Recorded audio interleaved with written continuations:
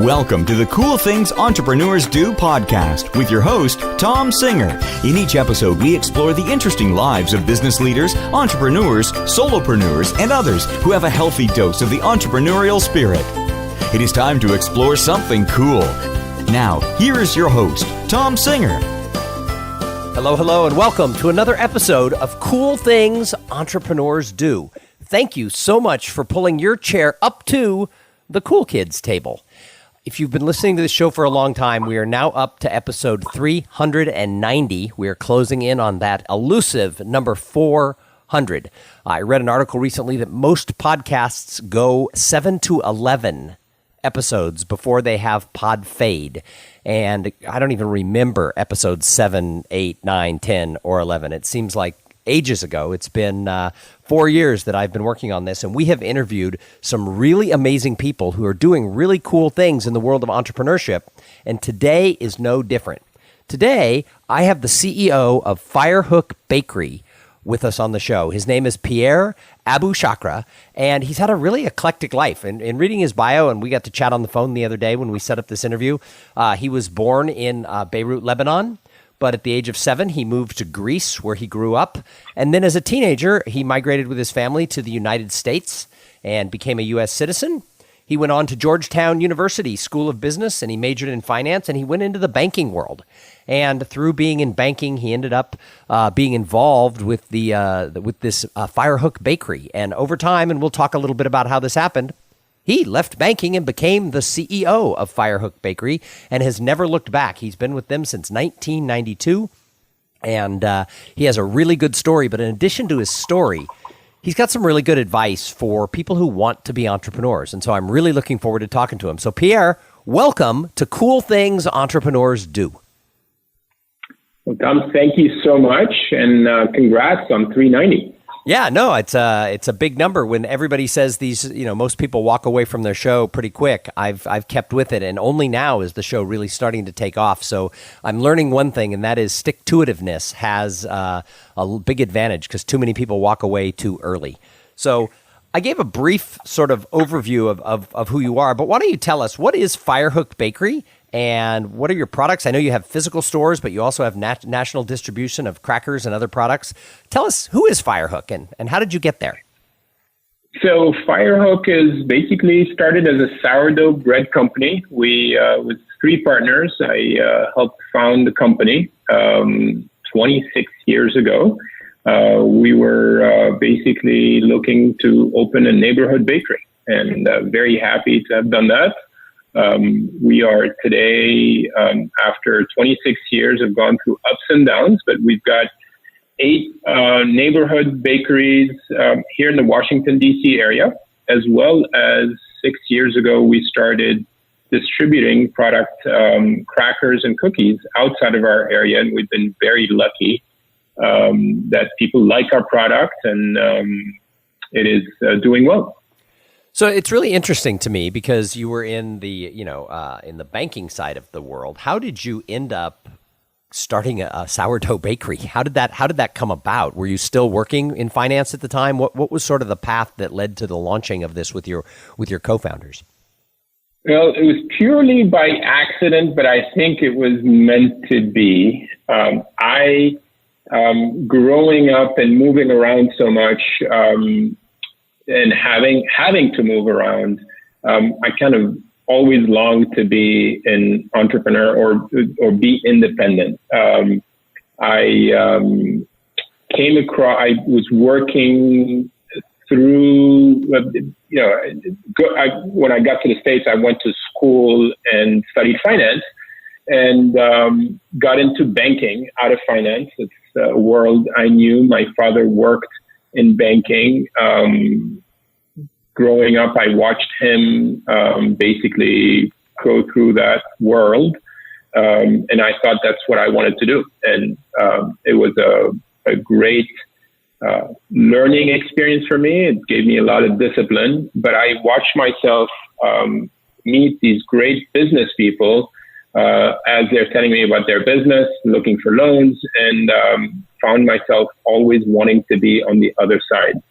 So 4 years after I graduated, having worked in a bank for 4 years, I decided to leave the bank and get into something completely different. That's when I met two people that wanted to start a bakery. And I said, you know what, let me try it and let me see if I can be your business partner. So I took the N out of the word banker and got into the baking business instead. From banker to baker. But you didn't have any baking experience. As it started off, were you more of the silent partner, the person who understood the money? And then how did you transition into sort of leading the shop? I was supposed to be kind of the business partner, the silent partner. I transitioned also by accident. I was not supposed to be an active partner, but what was happening, unfortunately, the business, the first year and a half, went through the typical growing pains of any new business. And in addition to that, unfortunately, had a manager, a bookkeeper manager that was not giving us the right data and was not paying taxes. So I got a nice letter from the IRS about a year and a half into the business saying, the company owes this much money, and since you are the chairman of the company, technically of the corporation, you owe us that much money. And I said, wait, what is that? What does workers' comp mean? What does, withholding taxes mean? I didn't sign up for that. So, after a quick, drill with our attorney explaining to me what I'm in for, I quickly realized that, I needed to do something. So it's interesting to me because I've interviewed a lot of people on this show. I've done well over 350 episodes with entrepreneurs. Some of those 400 episodes are just me talking, but most of them are interviews like this. And I've interviewed several people who are immigrants to the United States. Do you think being an immigrant bodes itself well to entrepreneurship? And if so, why? Because there seems to be a lot of entrepreneurs, proportionately, that immigrants tend to make up a lot of entrepreneurship. It does. And, I've thought about that a lot. I think having been displaced and having been forced to move first from Lebanon, and I watched my parents at the time were young and they had a family of, young boys. And they basically had to leave, their comfort, their home. And then, we were temporarily, quote unquote, in Greece, but I ended up being there for 10 years. My parents ended up being there for 20. That displacement, I think, pushed me to want to do something where I'm independent and I have some level of control over my destiny. That's probably what drove and always wanted me to be in business for myself. So in 1992, you walked away from sort of that traditional banking job and decided to go down this path. You probably thought, because you were more the silent partner, that this was going to be like your first entree of many into entrepreneurship. And yet here you are all these years later, still as the CEO of a growing company that has now gone into consumer packaged goods and is growing with more locations in the DC area and beyond. So was it a surprise to you looking back now that you've stayed this whole time? Yeah, I go back and think in terms of what got me to stay with the business. And at the end of the day, it's probably the people that have been involved in the business from day one and over time, many others that kept me to, being committed to continue to grow and make this business successful. Mostly, frankly, to support them. And I saw the commitment that they brought to the business. At some point, kind of a light bulb went on. And I realized, wait, this is not about me. This is not about some, spreadsheet that's in front of me. It's really all about the people around me and the people that have gotten the business to wherever it is. So that's when I started to realize that this is more than just what we created, and it's a business that very, very basic. There's a lot of hard work and sweat that goes into the bakery business, and especially an artisan bakery business like us. And it's been, it gets you, if you care about people and if you're put a lot of value on that, it can drive you. And that's what happened to me. Well, it's interesting because in talking to so many people about entrepreneurship, one of the big things that comes up is people. Right. So in some of the work I do, because I go in and I speak to groups and I talk at company meetings or association meetings, and I talk about this thing I call the paradox of potential. So there's this gap between potential and results. And yet everybody gets really excited if they have potential. However, when I break it down and I talk to people and they tell me why they think, people get across, it's all really about three buckets. It's your passion, it's your plan, and then it's your people. And the one that comes up the most from everybody is really, it's all about the people. It's about your employees. It's about the people who are your vendors. It's about your customers. It's about your community. And I noticed in doing some research on you that you have been involved as a board member of a lot of different civic organizations. And you've also been involved with Young Presidents Organization and Entrepreneurs Organization in the DC area. How do you think being involved in your community and participating in groups like EO and YPO, how does that help an entrepreneur?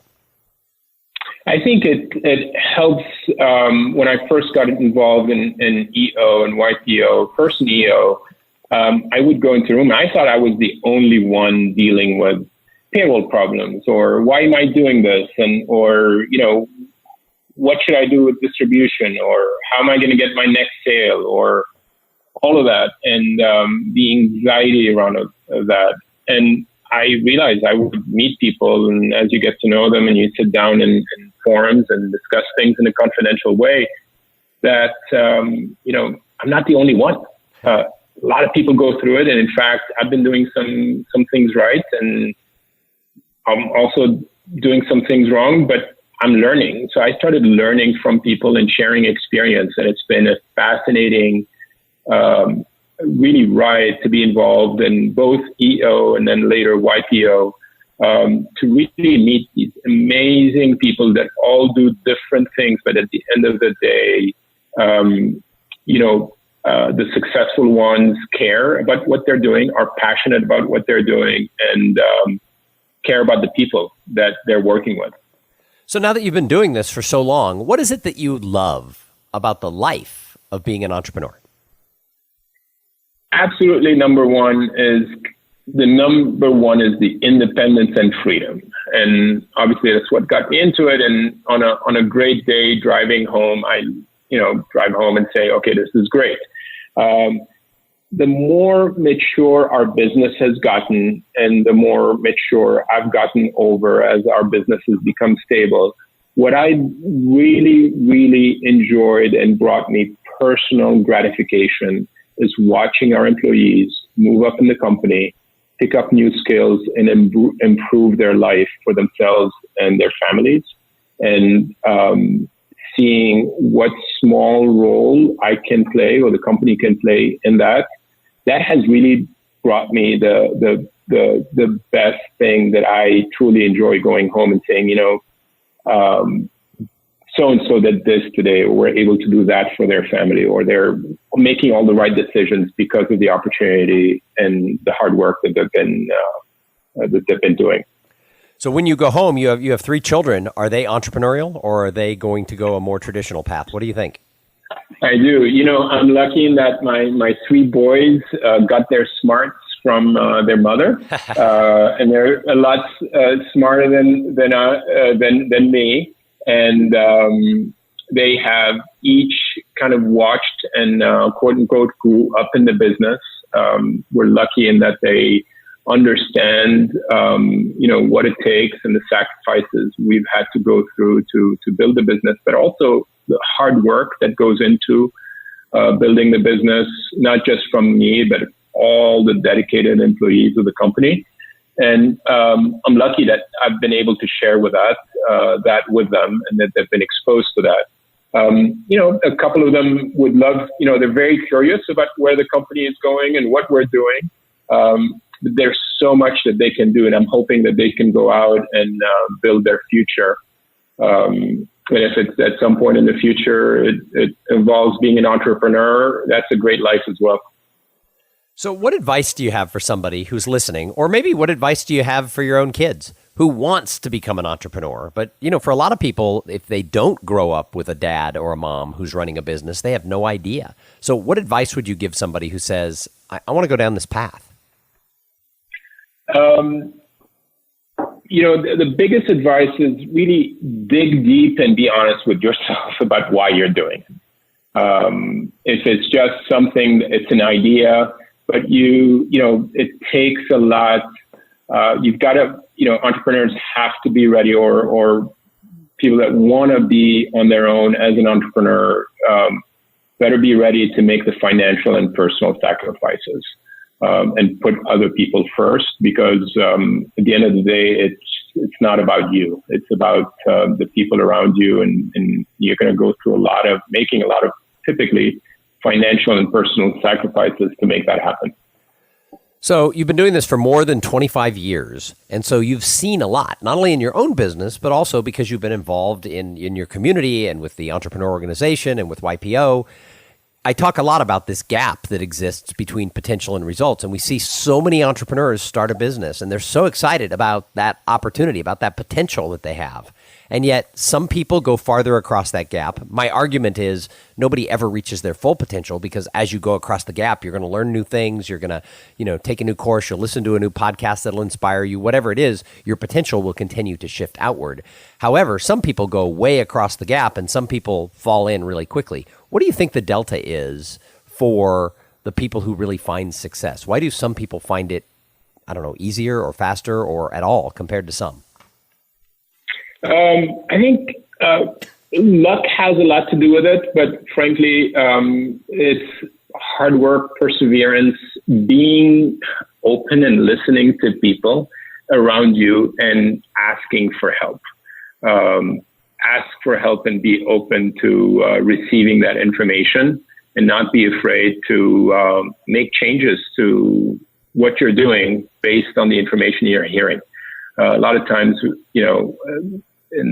I go back to the last 26 years, and I've made a lot of mistakes, and I could have avoided 99% of them had I done more listening rather than talking and kind of getting out of the building. I like that. I heard that a few years ago, and just basically get out of the building, listen to what people are saying, listen to what the market is telling you, and make changes.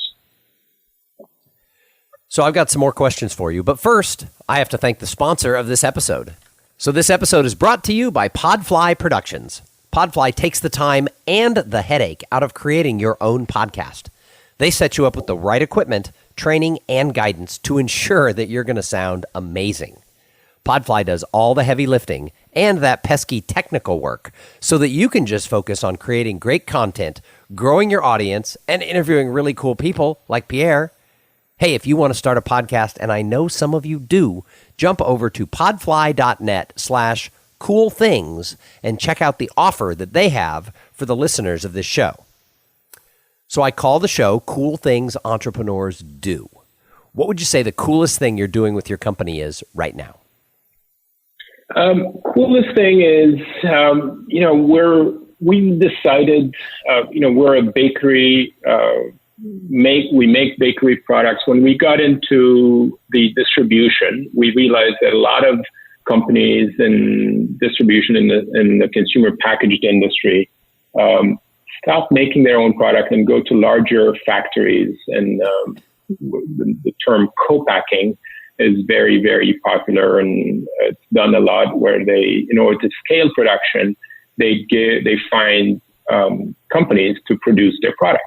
And it works for a lot of companies. In our case, we thought that, hey, we wanted to maintain and protect our trade secrets, protect the processes that we developed to make our product, and decided to stay and produce everything ourselves. And that's been very challenging because we've been growing at 30 and 50% every year, and scaling that production has been the biggest challenge that has kept me up.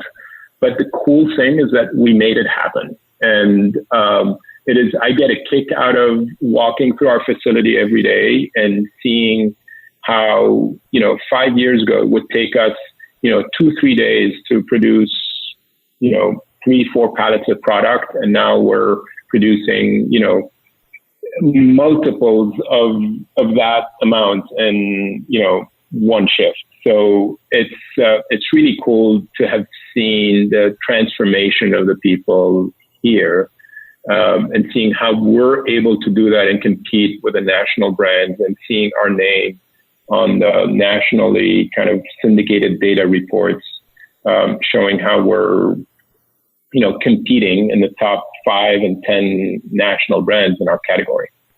So that's interesting. I've been interviewing a lot of people in sort of the food space and the CPG, consumer packaged goods space. And one of the hardest things is finding that person who can produce your product. So you just decided, instead of going through that headache, we're going to do it ourselves. But that probably involved a large investment in infrastructure, did it not? It did. And that's where my kind of real estate and finance background and discipline came in, was helpful. Because of my banking background, I, really been very conservative in running and making sure the balance sheet of our company is strong.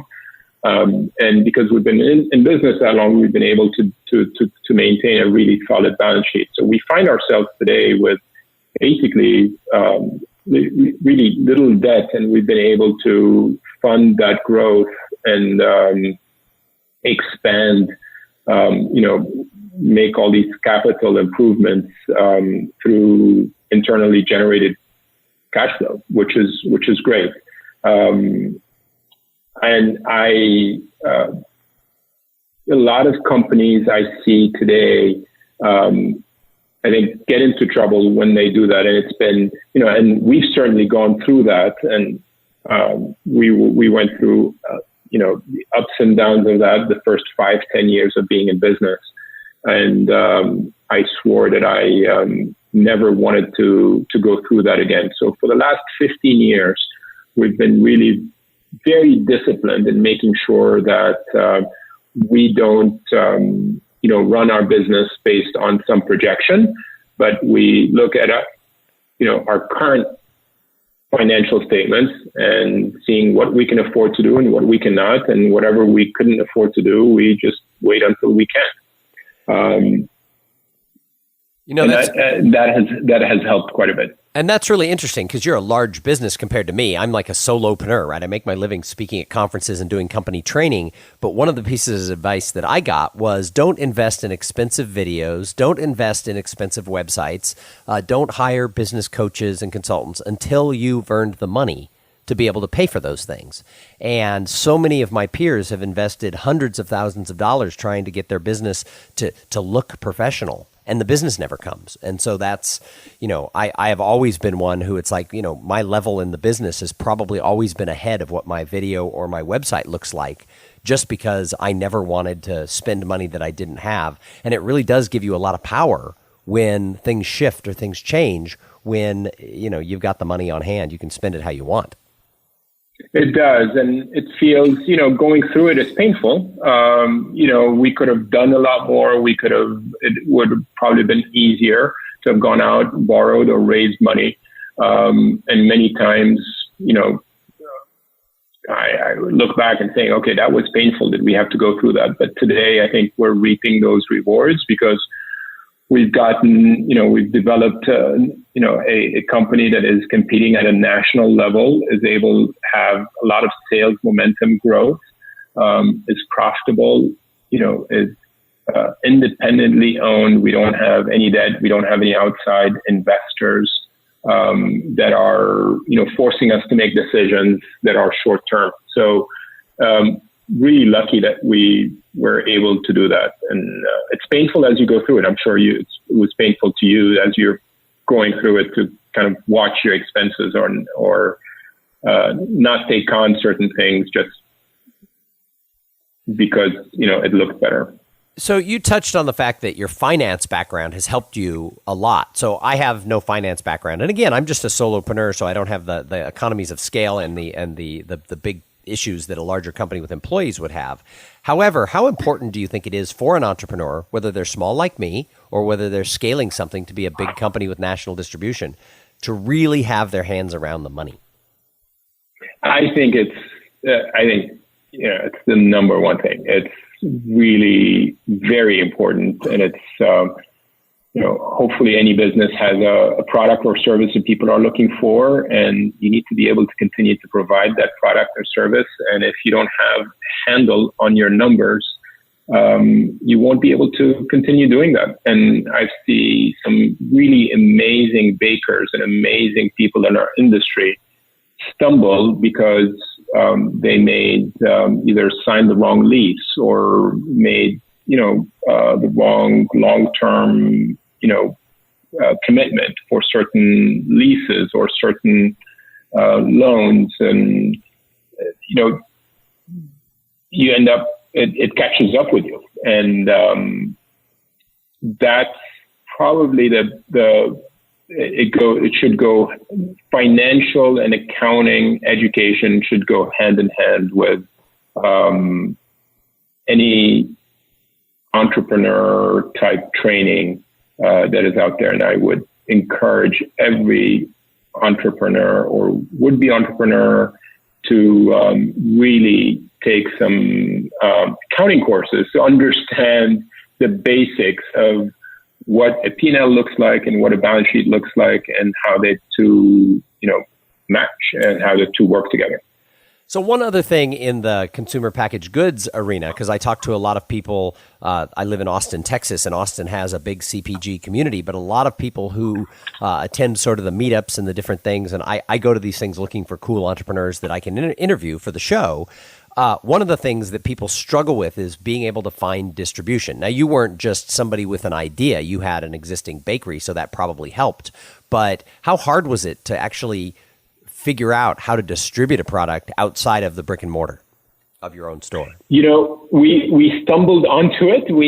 There was a summer of 2012. There was the fancy food show that was coming into town in DC, and we got a call from a olive oil company. It said, "Hey, we're going to the show, and the food show in your town, and we were told you make great bread. We wanted to buy some bread to dip at the show in our olive oil and sample out. Would you be able to deliver some bread to us?" And before we know it, 4 weeks later, we split the booth with that company and said, "Let's bring our crackers to the booth as well and see if we can sell it to anyone or find someone that wants to buy it outside of our area." And we really didn't have.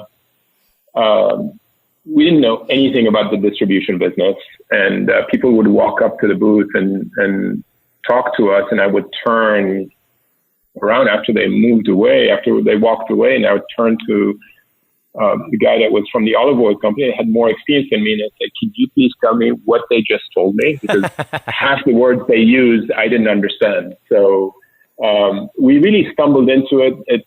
We had a good product, but we spent the next 2 to 3 years on the road, going to food shows, meeting distributors, and it took about 2 to 3 years to build that sales momentum.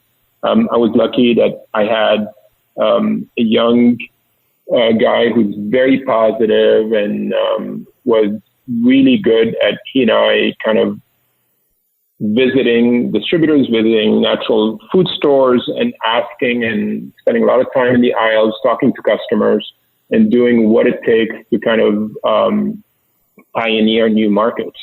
And it was a lot of travel time, but also a lot of time spent, talking to people and knocking on doors. It helped us, and I think the enthusiasm of our team really helped also attract a lot of attention and get buyers to give us a chance.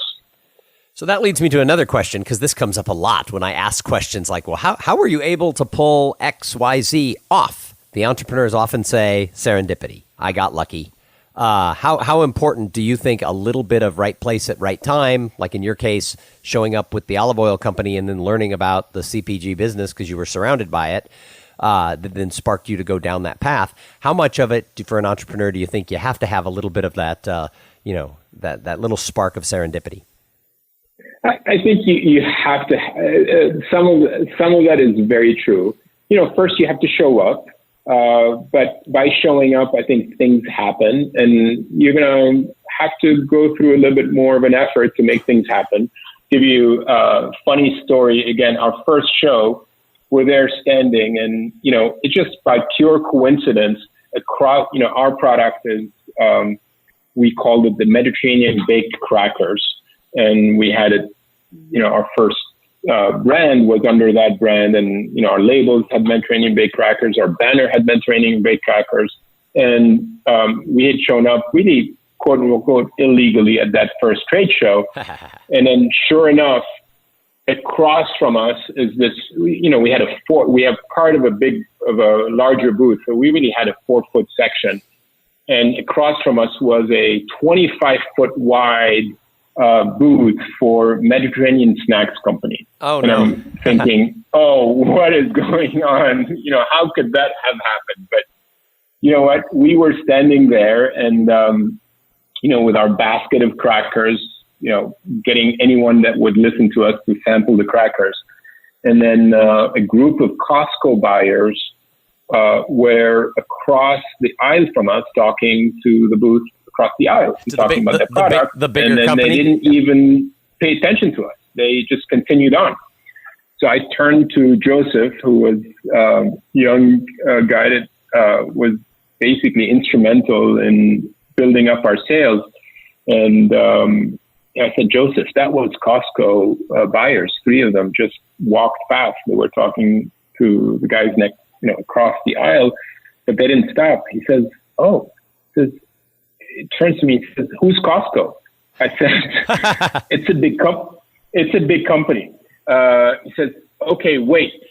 So he takes the basket, walks down the aisle, halfway down the aisle, talks to them, brings them back to our booth. And, we had a nice, fun conversation with them for about 10 minutes. And 3 months later, we found ourselves, getting a meeting with them at their regional headquarters. So had we not gone down, the aisle and been able, charismatic enough to bring them back to the booth, we would not have gotten that big break, that first big break that we got in the first year of business. That is a great story. And there are so many stories that entrepreneurs share on this show about that. But like you did say one thing that was really important. Part of it is you got to show up. If you didn't show up in the first place, none of that could have happened. So, I think too often we think too much, and we got to be a little bit more doers. And I think that's really good advice. Hey, I love to ask the people who come on this show, who is it in the world of entrepreneurship that you admire? Because Pierre, we could talk about you and about Firehook all day long. But I think great entrepreneurs, especially ones who've been doing it for, 2.5 decades and more, I think they're observers. So I love to ask, who do you admire when you look at just the world of entrepreneurs? Who do you say that he or she, they're doing it cool? Well, I've got 2 people that I admire, and they're on 2 opposite spectrums. One entrepreneur friend of mine that I admire a lot is a solopreneur. His name is Josh Fry. He's one of my early EO forum mates. He's basically what I call the epitome of an entrepreneur. He is positive. It's all about the people. But he's really, really, truly an independent entrepreneur who's pivoted many times through his life, but always loves himself being an entrepreneur and gives so much to the entrepreneur community and to also to young entrepreneurs that are starting out. And he runs his latest business is called the Swag Coach, and he's a really, really cool guy, and I enjoy spending time with him and really seeing what he does and how much he gives back to the EO and entrepreneur community. So he sounds he sounds like somebody that we should interview on Cool Things Entrepreneurs Do. Absolutely. He's one of the coolest entrepreneurs I know, and you should definitely connect with him. Awesome. And then the other one, you said there were two. The other one, I don't know in this whether he would be considered an entrepreneur or not, but my idol is Warren Buffett. And the reason I really admire him is because of his discipline and very, very basic way of looking at business. And I reading his books and hearing him talk, I always remember a very, very basic premise that, I've tried to use in our business as we have choices of how we spend our money is, I ask myself, because that's what he does, is if you make that investment or if you spend that, $100 on this chair or, $200 on whatever it is that a company spends money on, what is the return of that investment going to be on either increasing sales or to the bottom line? And if it's not going to do any of that, don't spend it on the business. Go out and, spend it on invest it somewhere else. And I really admire that, and I try to use it as much as possible in our business. I agree. I think that's good advice. It goes back to what I was saying before, that I try not to spend money on things that I can't afford, which means that I can't buy other things, because if I don't have the money, I can't do it anyway. So that's good. That's a good layover on that other piece of advice. So the last question I ask everybody who comes on the show is, what do you do to give back to the greater good? Because I think entrepreneurs, it's more than just making money. I think we all want to leave a mark somehow. So what do you or the company do? Absolutely. So, the biggest thing is I'm get involved as much as I can time-wise with community organizations where Firehook is involved in, or where Firehook has stores. One of the biggest things that I do is I'm there for our employees and their families and whatever they need. And I sometimes get involved in the causes that are important to them by giving, time and resources to that. And we're fairly close in our business, and I've decided that we're lucky enough that we can contribute in one way or another in time and resources. We might as well do it, around the people that are important to us. That's awesome. So if somebody's listening to this and they want to find out more about you, they want to find out more about Firehook Bakery, maybe they live in the greater Virginia/Washington, D.C. area, or maybe they want to get these crackers and the cookies that you're adding to the distribution, how do they find out about you?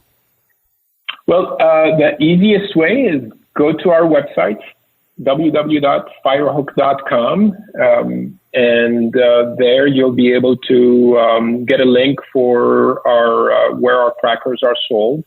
But also, if you're ever in Washington D.C., Virginia area, and you have a cake emergency, you can get online and send me an email. I get copies on all the emails that go to our website, and we will help you in any way you can. Any way you need to. So that's something I've never thought about before. Are there a lot of cake emergencies? Absolutely. And I met this lady from at a cocktail reception for our school about a month ago, and I said, "Hey, I know you in town. You're at this. Your kids are, or you work at this embassy. But if you ever, I can't do anything. I'm not a big shot." Corporate lawyer or anything like that. But if you ever have a cake emergency, here's my card, and call me. And sure enough, about a week later on a Friday night, she said, I get a call. I don't recognize the number. I said, who's this? So I answer. And she says, Pierre, this is so-and-so. You won't believe this, but I have a cake emergency. So we were able to get a cake for her husband's birthday that she had forgotten to order. So, see, that's great. I've learned something new. I did not know that the world was plagued with cake emergencies. But if you live in Washington, D.C., Firehook is the answer. Firehook Bakery is the answer to your cake emergencies. That's awesome. Well, Pierre, thank you so much for agreeing to be a guest here on Cool Things Entrepreneurs Do. Any last bit of advice you want to add?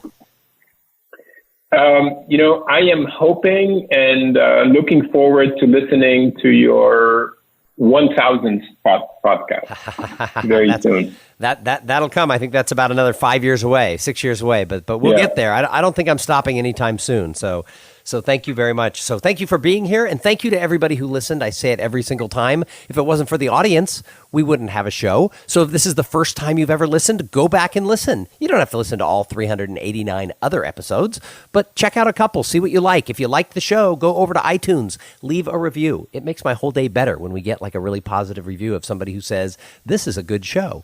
And then on top of that, if you want to find out anything else about me, if you're involved with an association or your company does a sales kickoff meeting or other staff training, you can find out everything you'd want to know about me as a speaker or as a master of ceremonies at tomsinger.com. That's THOMSINGER.com.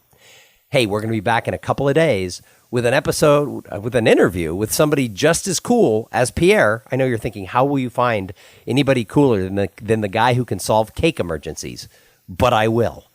But in the meantime, I'm going to challenge you. Go out there and have a great day. Thank you for being part of the Cool Things Entrepreneurs Do podcast. Without your participation and listening to these conversations, there is no show.